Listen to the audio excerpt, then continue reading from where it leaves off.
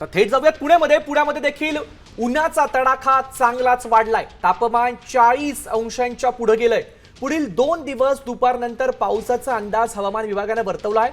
शहरात कालपासून पुन्हा एकदा तापमानात वाढ होऊन तापमान 40.9 अंशांवरती पोहोचलंय. तर लोहगाव परिसरात तापमान 42 अंश सेल्सिअस पर्यंत पोहोचल्याची नोंद झाली आहे. पुणेकर आता उन्हापासून बचाव करण्यासाठी डोक्यावर टोपी आणि तोंडाला रुमाल बांधून घराबाहेर पडतायत. पुण्यामध्ये देखील उन्हाचा तडाखा वाढलाय, त्यामुळे तापमान 40 अंशांच्या पुढे गेलंय.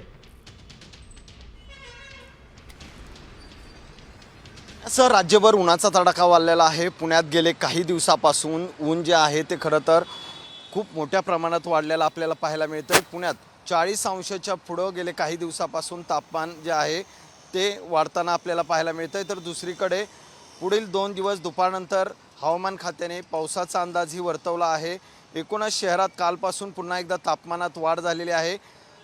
लोहगाव येथील जे ऊन आहे जवळपास 42 अंश सेल्सिअस या ठिकाणी एवढी उन्हाची नोंद झाली. तर दुसरीकडे तापमान वाढत असताना पुणेकर मात्र बाहेर पडताना डोक्यावर टोपी असेल, तोंडावर रुमाल असेल किंवा थंड पेय जे आहेत ते घेऊन ऊन जे आहे ते मोठ्या प्रमाणात वाढताना आपल्याला पाहायला मिळतं आहे. अशा प्रकारची रस्त्यावरही दुपारच्या सुमारास आपल्याला गर्दी कमी पाहायला मिळते. त्यामुळं पुढील काही दिवस तरी मोठ्या प्रमाणात हा उन्हाचा तडाखा जो आहे तो पुणेकरांना जाणवणार आहे. कॅमेरामन आदर्श कटकेसह सचिन जाधव, साम टीव्ही न्यूज, पुणे.